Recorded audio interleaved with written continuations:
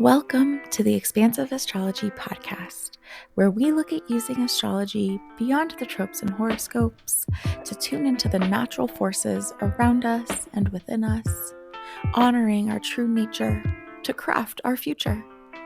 I'm your host, Melissa, the Self-Care Witch, and I'm here to help you meet your magic.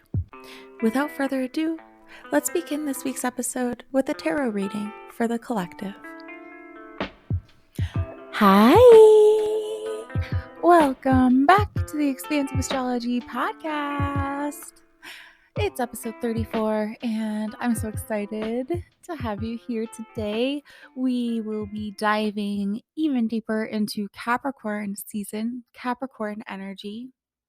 Today, we're going to be talking about how Capricorn brings invitations that encourage us to embrace what it takes to put our dreams into action in concrete and realistic ways. Last season, Sagittarius was asking of us, what do you imagine the story of your best life to be?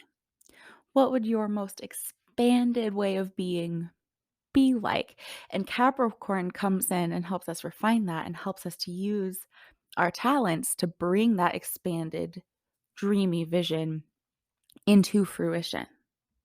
So I have a lot of good juicy stuff for you today. But first things first, I have a collective tarot reading for you.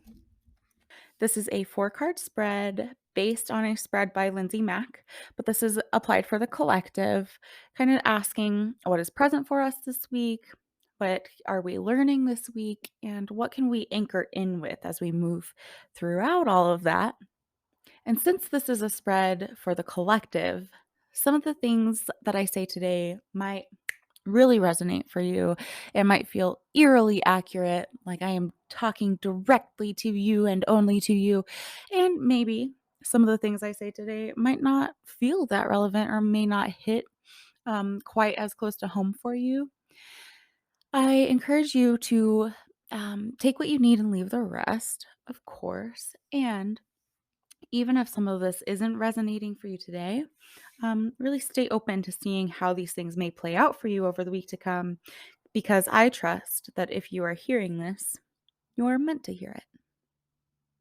So to start off with, present for us, we have the Hanged One, and that energy is supported by the Six of Wands. So, the way I see it, the Hanged One comes up in a reading to remind us to be where we are, to stop trying to rush things, stop trying to resist the truth of things. The Hanged One is an ally in teaching us how to really surrender to and be with what is, to be where you are. This is the card before the Death card, where we experience some sort of transformation or some sort of letting go, some sort of evolution or change of some sort. And this is a necessary step to getting to that change. The Hanged One helps us make sure that we have learned everything we need to learn before we step into the next new thing. It's kind of a challenge or a call to find peace and acceptance where you are, whatever that looks like. Can you allow yourself to completely surrender to whatever it is that you're in right now? Can you find spaciousness here? Can you find medicine here? Can you find empowerment and stay true to who and what you are, where you are? I think it's safe to say that it's a universal experience to get caught up in what's next, what's next, what's next, where am I going, what else do I need, how do I get there, how do I get out of this, what's next, what's next, what's next, right? And that can be beautiful, especially with Capricorn energy, especially with the beginning of a new year. We really tend to look at okay, where am I going and how do I get there? How can I refine how I'm showing up so that I can get where I want to go faster? And that's all fine and beautiful, really motivating, helpful to refine how we're showing up and making sure that it is effective and aligned with our ultimate goals. And this card reminds us of the universal truth that like what we resist persists. This card reminds us to kind of check in with ourselves and ask like, why am I trying to rush through this? Why am I trying to rush this process? Why am I trying to get out of this thing? And maybe the answer is very obvious. Maybe it's harmful, abusive. Maybe there's a lot of discomfort there. Maybe you're just very excited for the next thing, right? Like there can be a million billion totally valid, reasonable reasons for us to want to rush past a hanged one experience or any experience. But can you um, really practice being where you are?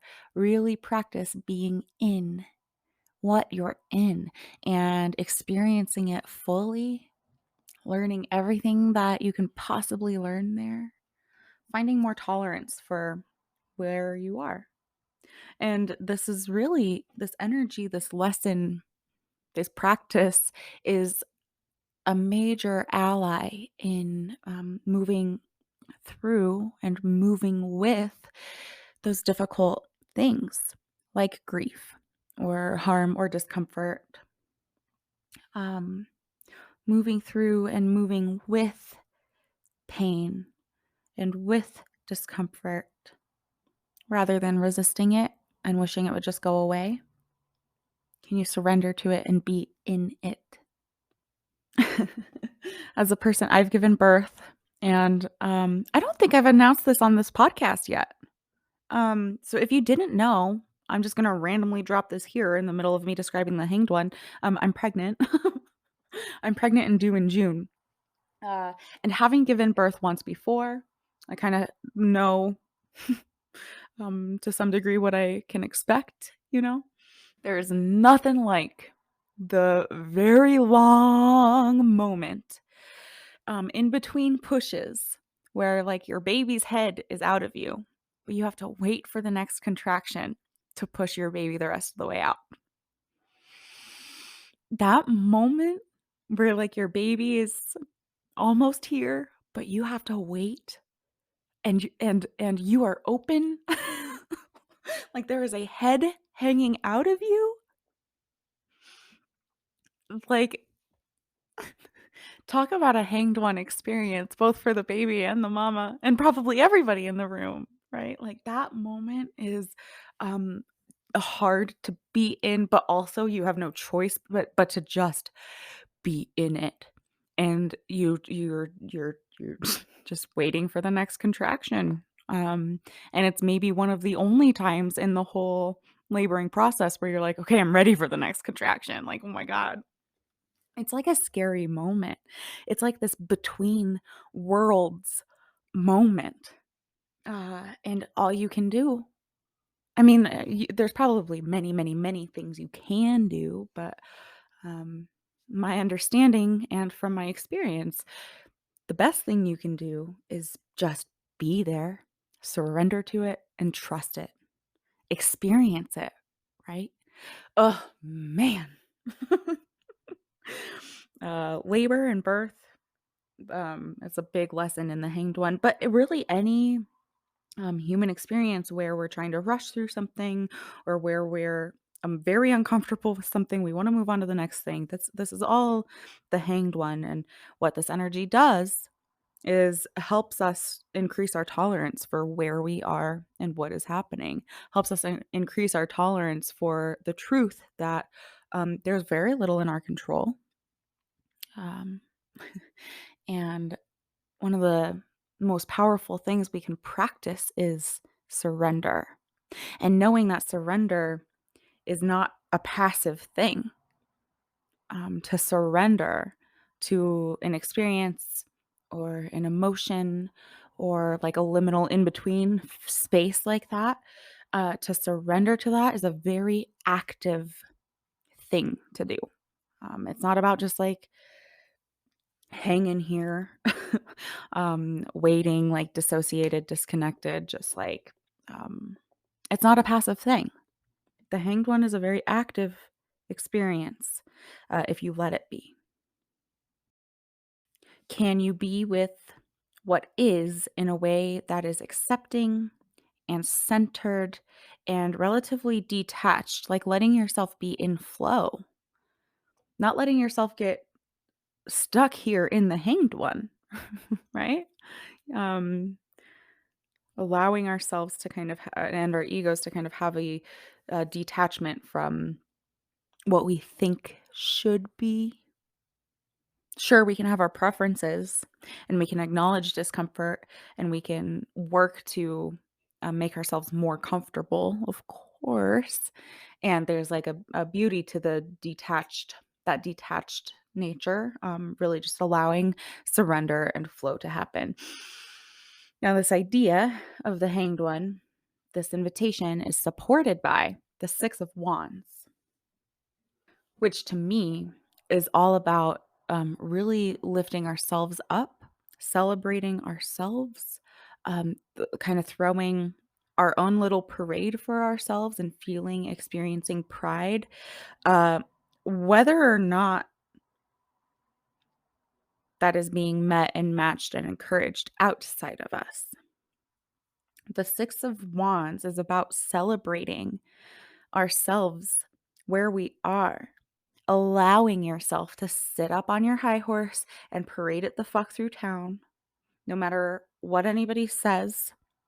Even if people are like, who is she to be up on that high horse walking through town?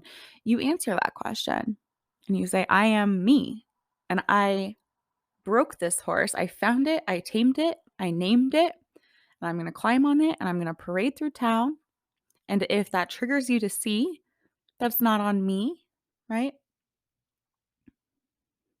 This Six of Wands helps us or encourages us to take pride in how far you've come.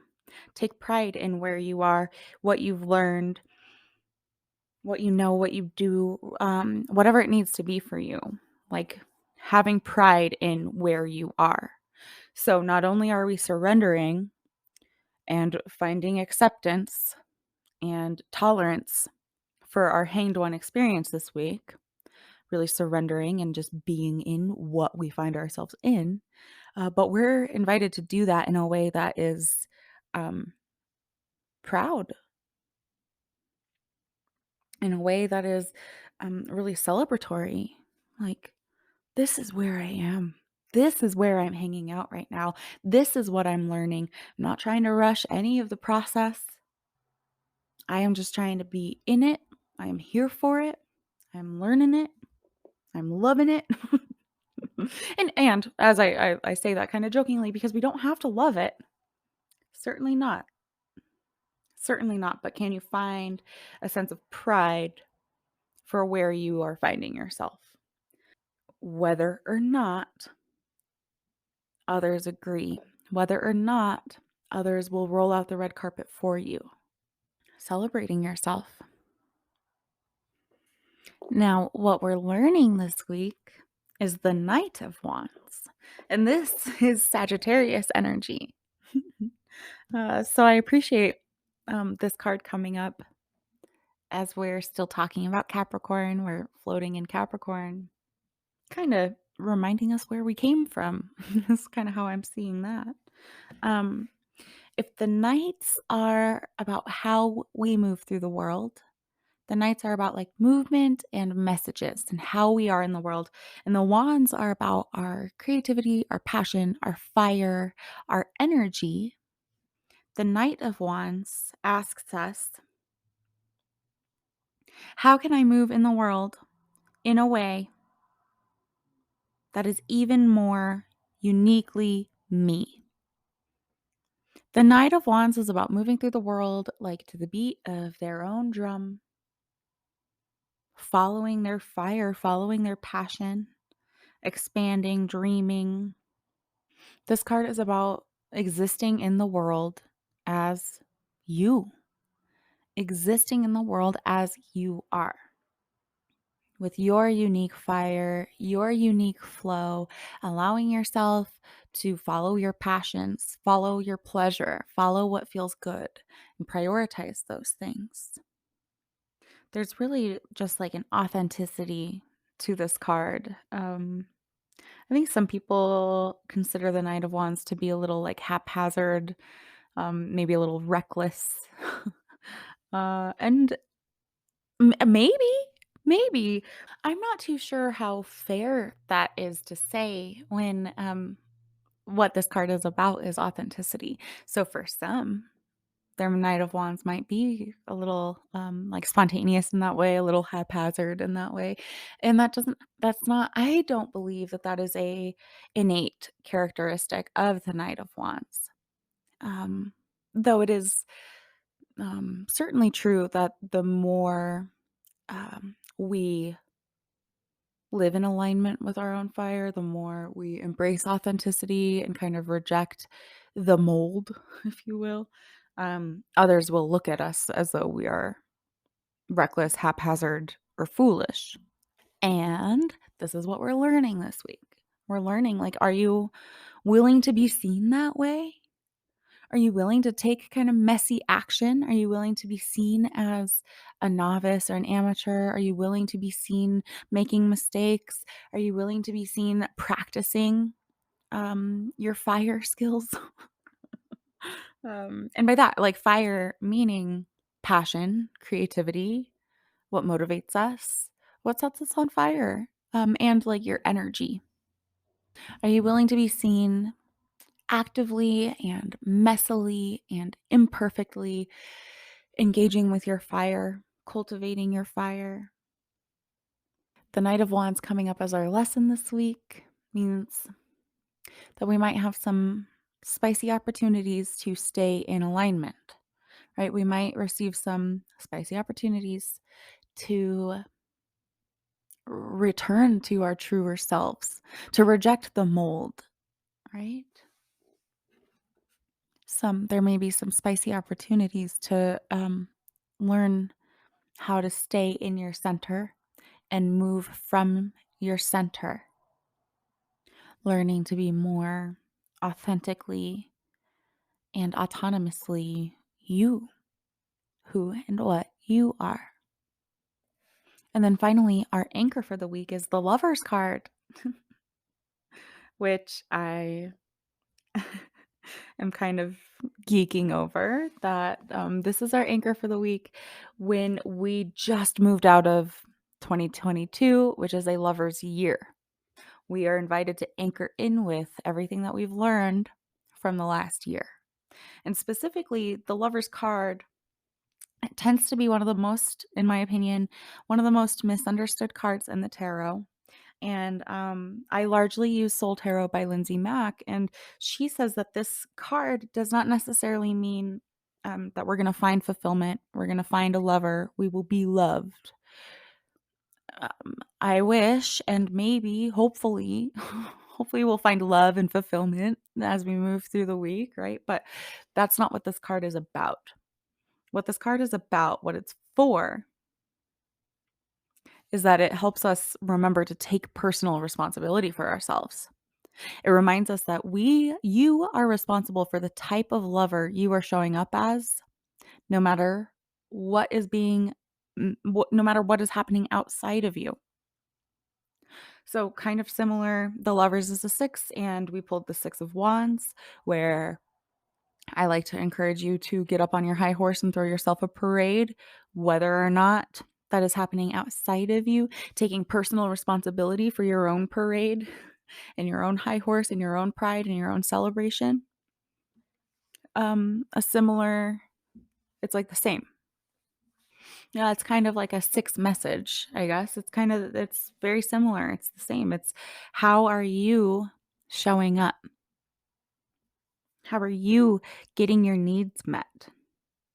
Where are you maybe hoping that some other person or some achievement or some goal, something, where might you be hoping that something outside of you could fulfill you or could give you a sense of completion? Last year, collectively, we each got a little bit better at meeting our own needs. And that can be really bitter medicine. It can be super bittersweet. It can be terrible to realize, like, oh my God, my needs aren't getting met by my job or my partnership or my parents or my current circumstances. It can be really disheartening. It can be kind of terrible to realize my needs aren't getting met here and I can't count on them to be met here. Like, what can you count on? How can you count on your needs getting met? How can you reclaim your power and ask yourself, like, if my partner were showing up as my ideal partner, like if I were Dr. Frankenstein and I were to craft my perfect lover and they were suddenly to like rise from the table and start doting on me and giving me a sense of lovability and fulfillment and, you know, just fulfilling my every fantasy. Like if I could Dr. Frankenstein that person, what would that look like? And what would it do to me? If all of a sudden my perfect lover walked in the door, what would that do to me? How would I change how I'm showing up? How would I meet them? How would I meet myself in the mirror? How would I talk to my parents, the barista, my children? How would I talk to myself? If it were possible for something outside of me to truly give me that kind of fulfillment, what would it do for me? And how can I start to step into that right now? And it doesn't have to be about a lover. It could be a job. It could be a number in the bank account. It could be anything. Once you have that thing, or if you were to magically have that thing, what would it do to you? What would it do for you? How would it change you and your perception of yourself and your life? And is there a way to kind of hack that process and for you to show up feeling fulfilled, feeling deserving, feeling like um, the best lover ever? Can you hack the system and kind of start to step into that today, right now? Remembering that it has to start with you.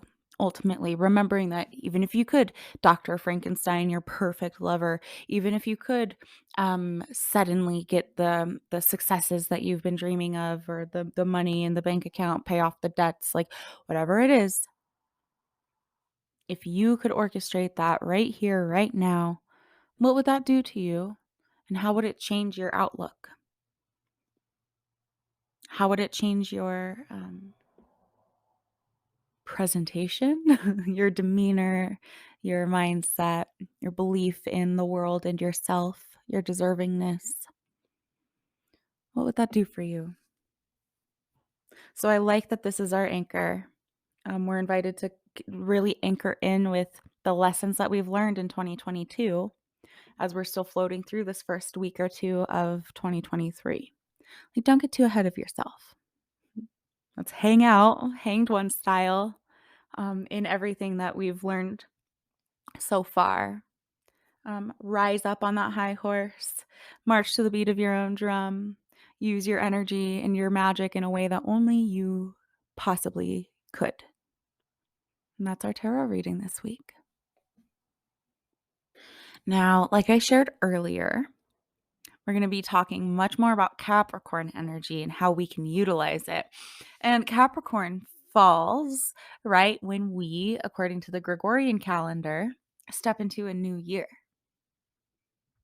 And there are 11 other cultures that celebrate the new year on a day that isn't January 1st.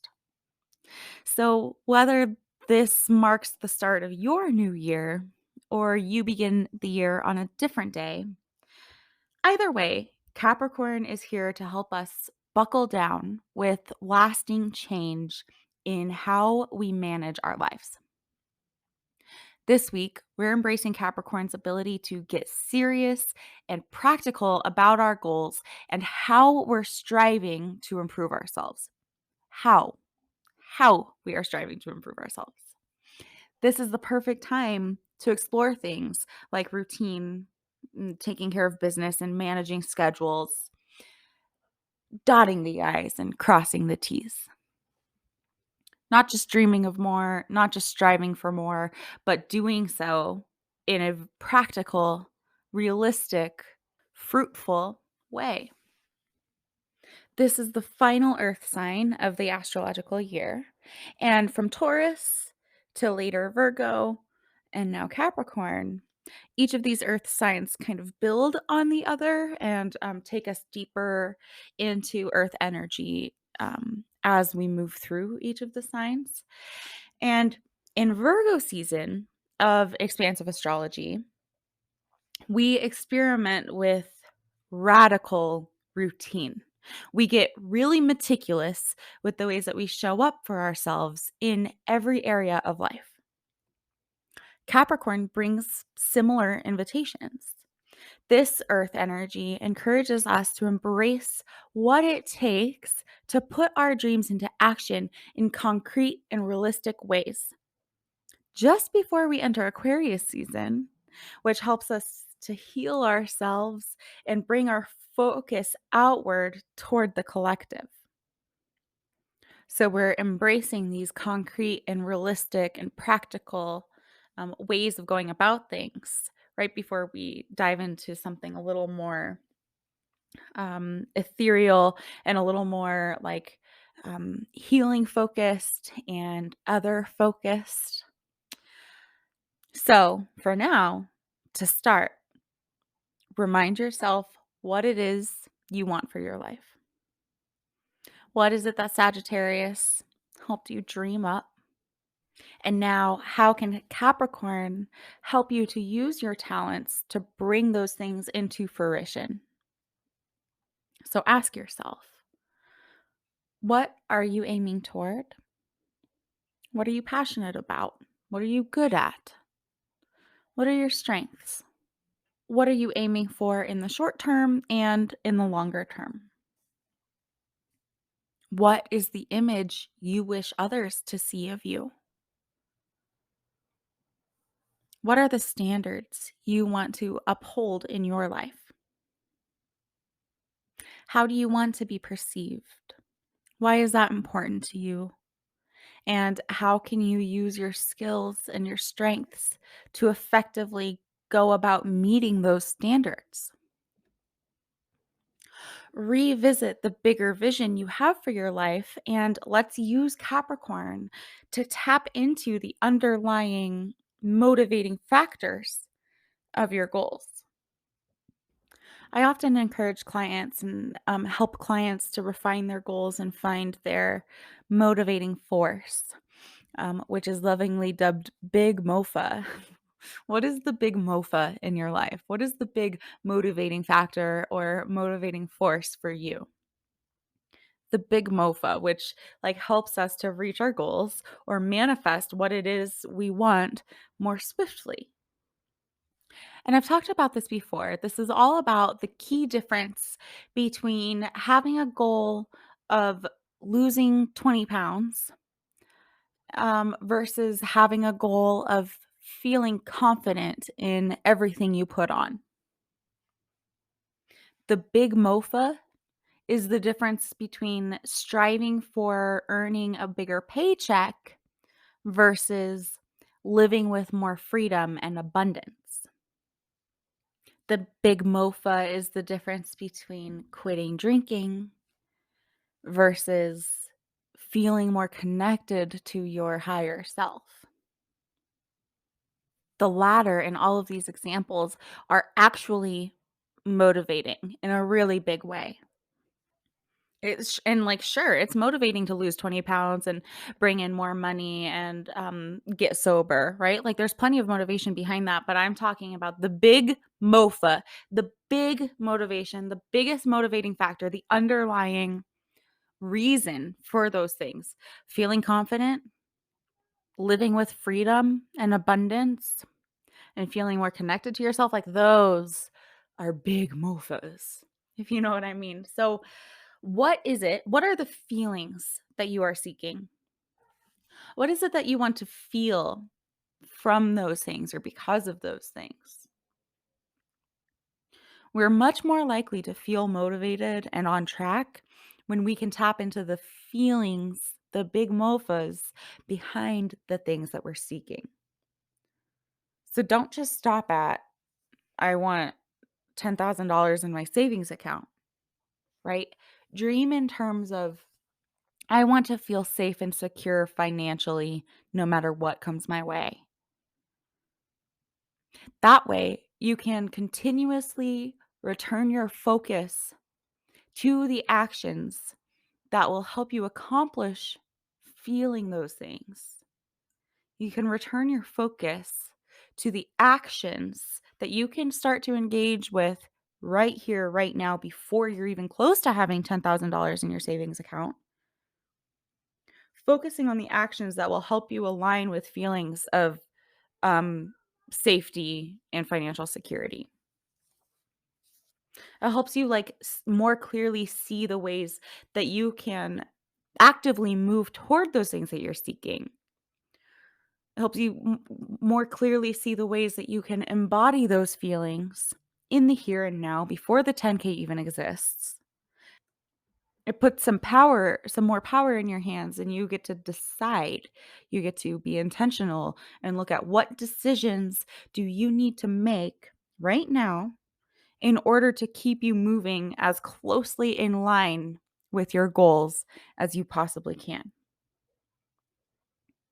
So even things like, I want to cut out sugar becomes, I want to feel good about the foods I'm eating.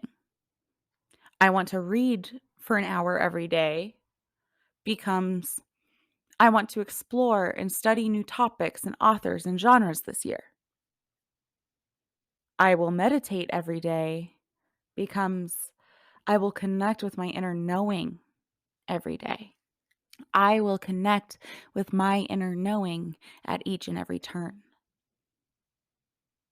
This helps us with stepping into the version of ourselves who is already ready and capable of smashing these goals right here, right now, today. For example, you might still be 15 pounds from your goal weight, but you can still step into a sense of confidence today. You can do all of the things that a confident person would do.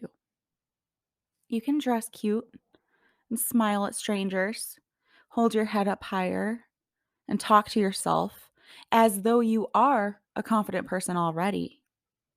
And then, like magic, you do start to become that confident person. And a natural result of that, a natural result of feeling confident and um, that sense of empowerment and self love and self respect might result in that weight loss happening a little more naturally. But what's even better than that is that your feelings of confidence and your willingness to smile at strangers and dress cute no longer hinges on something that may or may not be totally in your control. You know, it might not really be within your control whether or not you lose another 15 pounds, right? But can you practice learning how to feel confident regardless? Another example. You may still be a ways away from your savings account having as many digits as you'd like it to, and you can do things to foster feelings of security and abundance now. You can treat your money with reverence and respect and responsibility now. You can treat your work with reverence and respect and responsibility. You can act in a way that a secure, responsible, and abundant person would, and that will naturally start to get you closer to your goal. Now, I obviously don't mean spending money that you don't have because that's maybe what an abundant person would do. Mm-mm-mm-mm. This is why we focus on freedom and security. Can you behave in a way right now that will foster freedom and security? By doing it this way, you're removing energetic blockages, you're removing narratives of hopelessness, removing the assumption that you have to be wiser or older or have different external circumstances in order to become what you dream of becoming. Nay, nay. We get to step into this shit now. Capricorn knows that all there is what there is. Capricorn doesn't fraternize with dreaming and imagining and exploring the same way that Sagittarius does. That's why it's especially important to really refine our goals in this way so we can start to sense into the how to of how to get to our destination that we're traveling toward, how to get to the top of the mountain. Being like uber practical, Capricorn is all about working with what exists, what is here. So, setting goals in this way, really getting to the big MOFA and focusing on that, it allows us to more actively envision and utilize what is already here, what exists right now. And that's very Capricorn. It's just a smart way of doing it. Like, thank me later, trust me and thank me later. So let's talk about something called building mastery. This is a concept from DBT, dialectical behavior therapy, and I know how much it can help you to embody what Capricorn's strengths are. So, building mastery is all about building feelings of competence and self respect. When I'm teaching DBT, I don't even really refer to this one as building mastery. I like to refer to it as how to feel like a boss over your own life. And it happens in three parts. One, everything is a practice. New hobbies and old, practice the things you enjoy. Consider the things you engage in as practice and allow yourself to learn and be imperfect. Try new recipes as often as you refine the old ones. Practice yoga, practice meditation, practice an instrument, practice writing. Practice waking up earlier or being a little nicer to your spouse or managing your anxiety. Practice your parenting, right? Consider these things that you engage with as a practice and get really good at practicing. That's number one. Number two is remembering you're the boss. Work on feeling like a boss over every area of your life. Build mastery in every area of your life: home, relationships, professional, spiritual, recreational. Engage in all of these areas in a way that is effective, in charge, and enjoyable. Washing the dishes and doing the laundry are thankless jobs. Yet, when they are complete and done well, we can feel good that the task is complete. Reading a book to a young child and finding joy in sharing that time. Taking a walk with a family member or returning texts and phone calls is also considered building mastery in relationships. You are the boss over every area of your life. Can you start to see yourself that way? Can you start to see your tasks in that way? And we're going to be talking more about how to be a cool, kind boss next week. The kind of boss that you would like to work for. We're going to talk about that next week. But for now, number one is remembering that everything is a practice, combined with number two, which is that you're also a boss in every area of your life. And then we have finally number three, give yourself some credit An important ingredient in becoming skillful at building mastery or feeling like a boss over your life is to give ourselves credit for building mastery or feeling like a boss over our lives. It gets a little meta. But we often let the day go as if we accomplished nothing at all. Practice giving yourself some credit for all that you accomplished at the day's end, whatever that looks like. Meet yourself where you are, have compassion and understanding and empathy and some gentleness, and show yourself some appreciation for whatever it is you did do. I said before, washing the dishes and doing the laundry are thankless jobs, and they don't need to be. Can you at least give yourself credit for those things? This is feeling a lot like that Six of Wands message we had in the tarot reading earlier.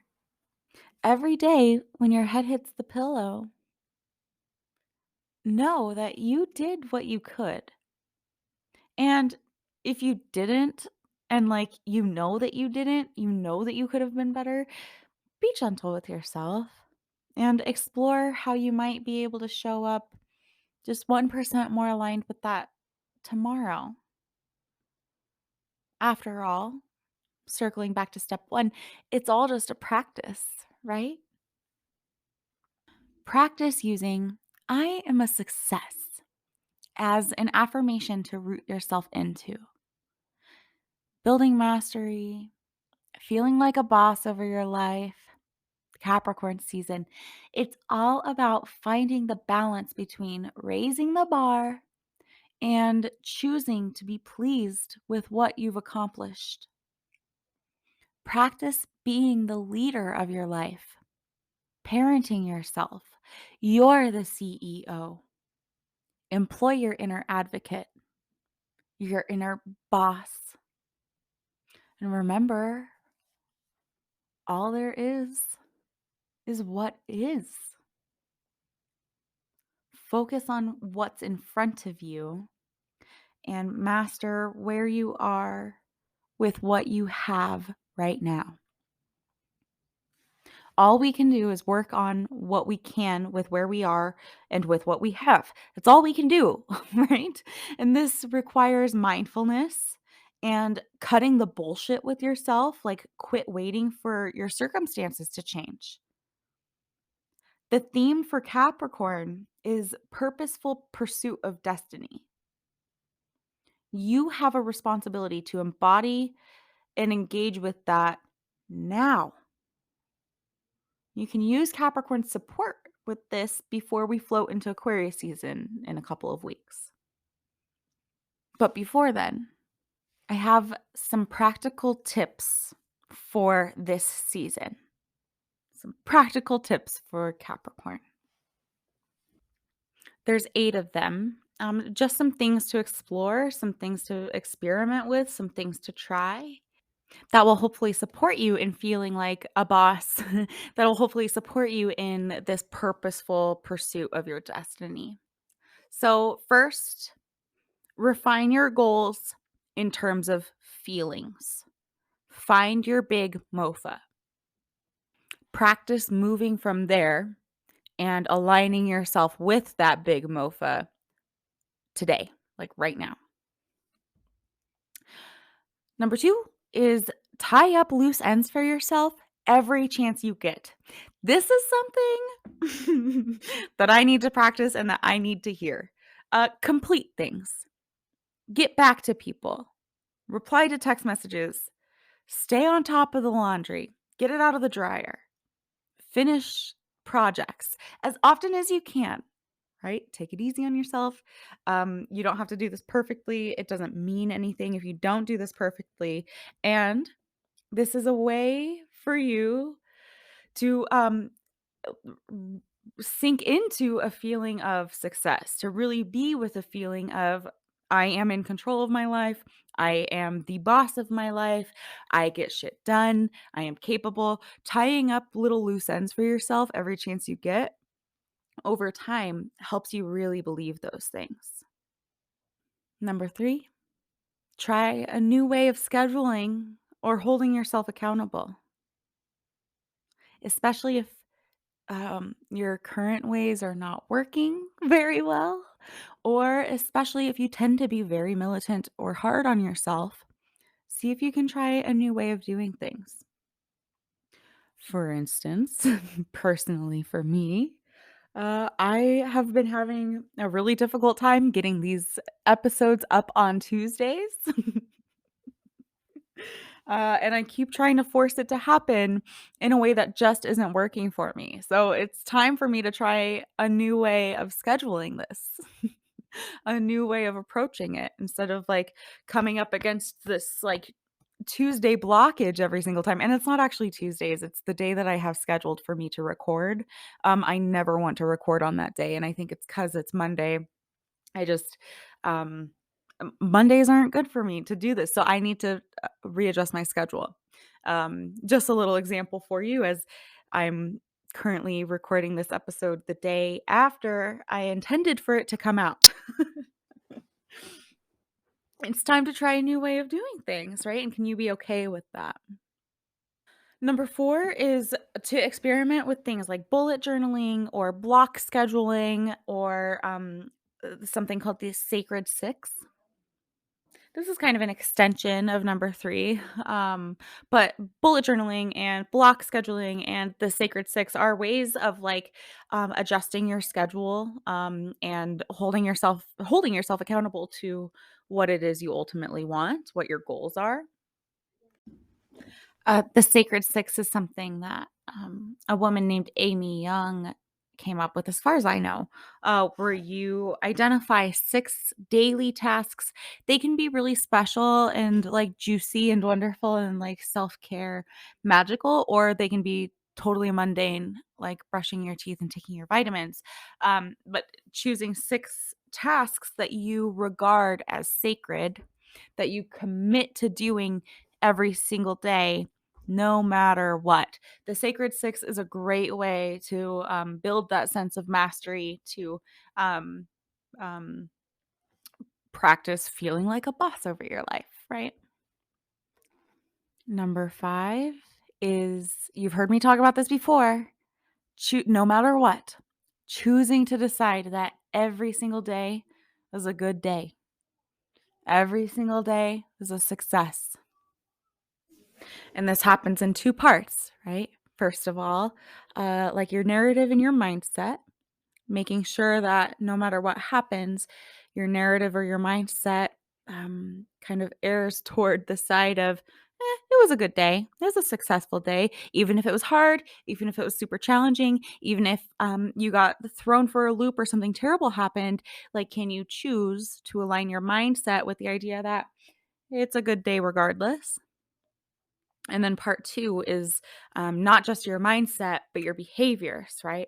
Like making sure that your behaviors are making it easy for your mindset to believe that it was a good day, right? Like acting in a way that you can feel good about, that you can feel like it was indeed a success.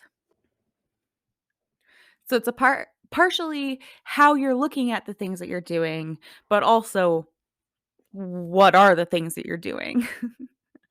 Number 6, tighten up your budget, tie off any loose ends on things, pay your bills, respond to emails, staying on top of those things. As boring and unsexy and not fun as it may feel, those things really are integral. They're very important to you feeling like you are in control of your life. They are very important in like the purposeful pursuit of your destiny, right? We are big, huge, expansive souls with massive dreams and endless potential and power and creativity beyond our imagination. And we are also human beings who have to abide by the social structures that we were born into to some degree, but also rebel against social structures. don't just don't just abide by them because they exist, but we have to make money, we have to pay bills, we have to pay taxes, right? So doing things like tightening up on your budget, and setting yourself up for success in those ways only helps your soul to expand and grow. So using Capricorn season to kind of take care of this shit, I highly recommend. Number 7 is that commitment to building mastery. It's a commitment to being a boss in every area of your life, taking charge of every area of your life.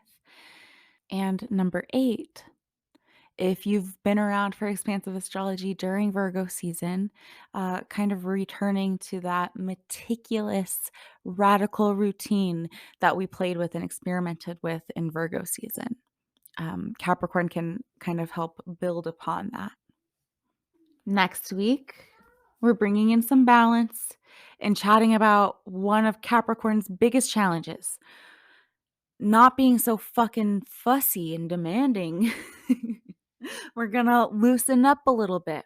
We're gonna embrace this boss like building mastery, tightening up on the budget, Excel spreadsheet, practical pursuit of destiny. We're gonna loosen up on some of that. We're gonna embrace it and appreciate it and work with it, while also, like I mentioned before, learning how to be the kind of boss that we would like to work for.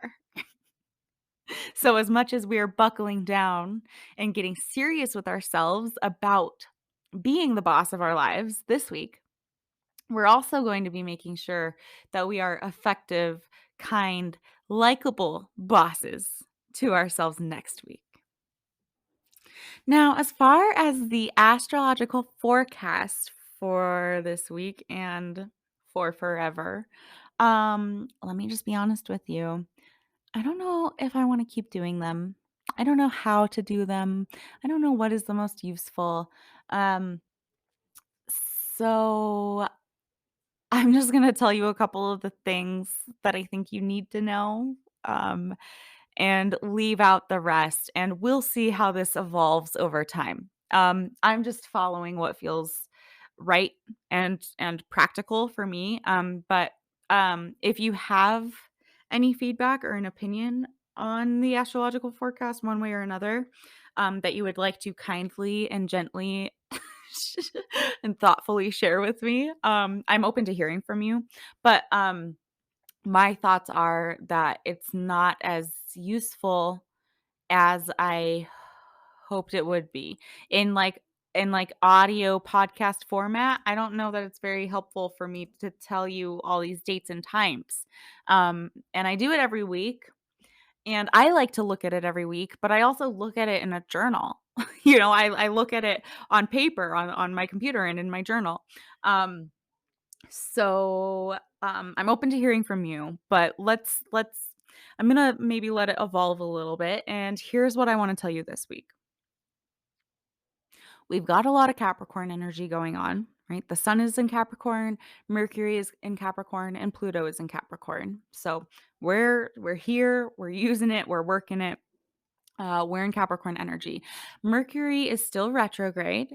It goes direct on January 18th. And another very notable thing is that Mars is still retrograde in Gemini. It stations direct next week on the 12th. Now, Mars is the sign of like action and passion and motivation and it's very actionable. Like Mars like comes in and like helps us get shit done.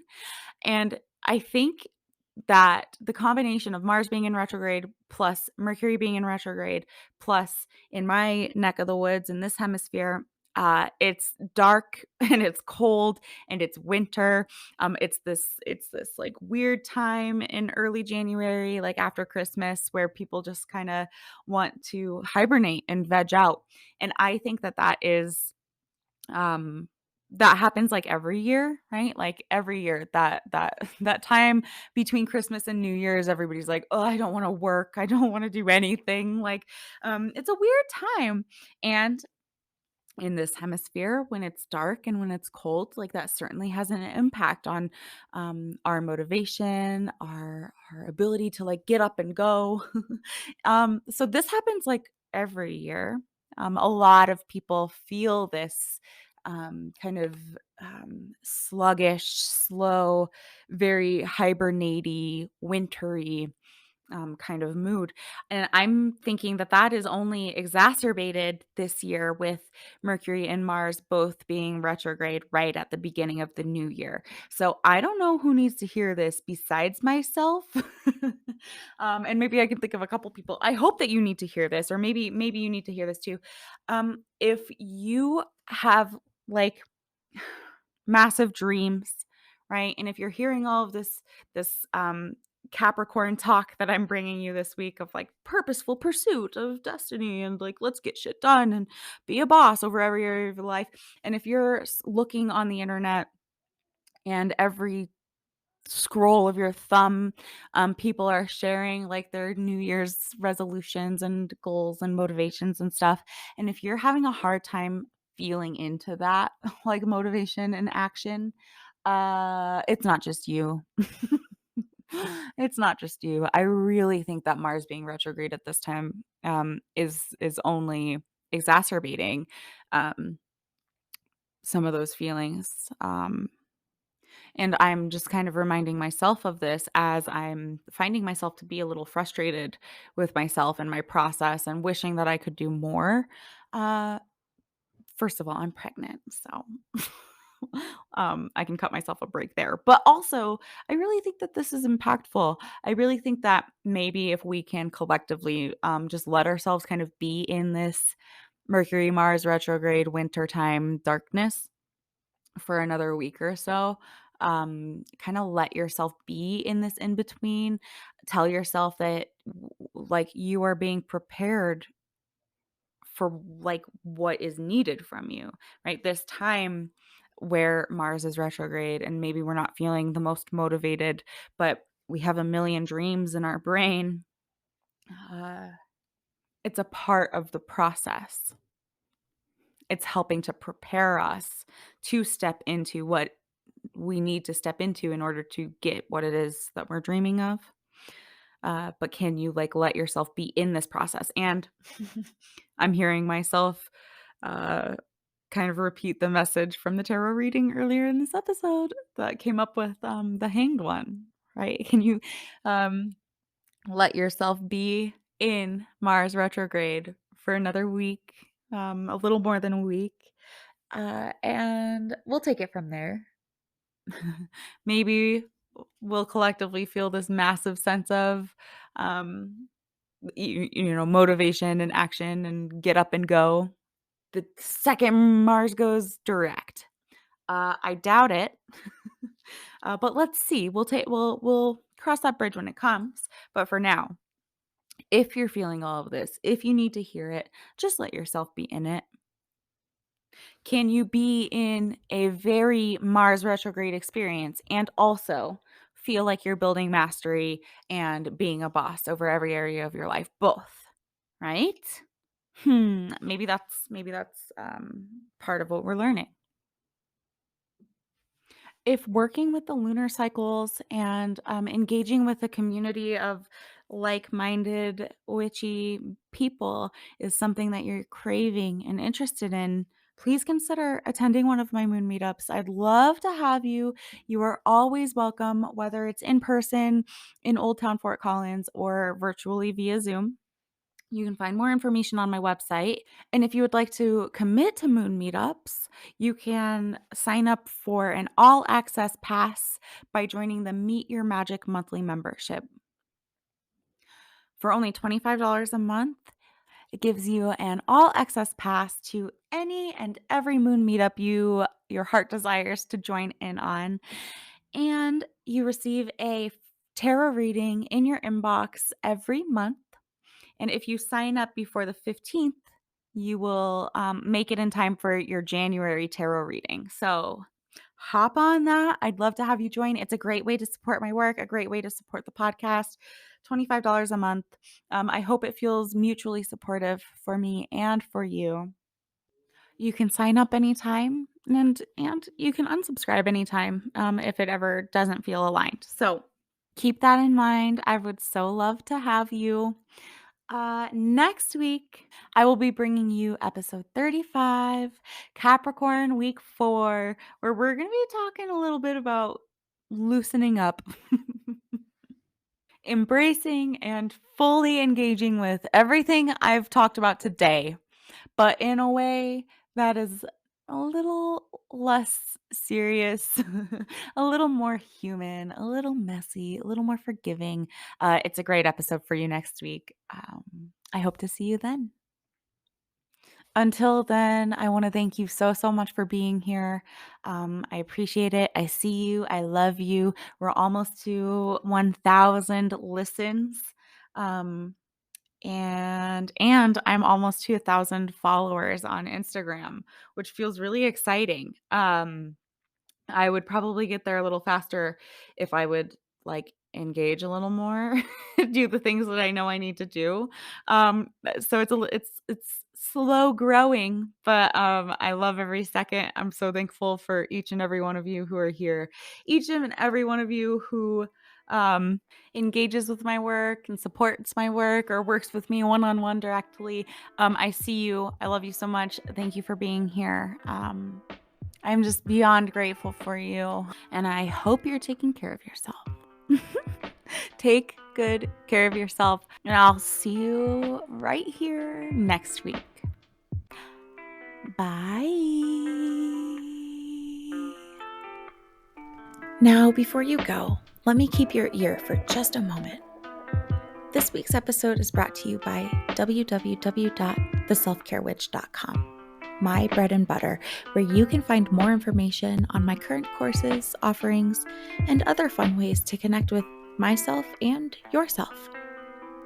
If you enjoyed this episode and you dig what I'm doing here, please subscribe to the podcast, rate it, and leave a review. It helps so much. And if you'd like to connect with me, head to theselfcarewitch.com. I'd truly love to hear from you. Until next time, take care.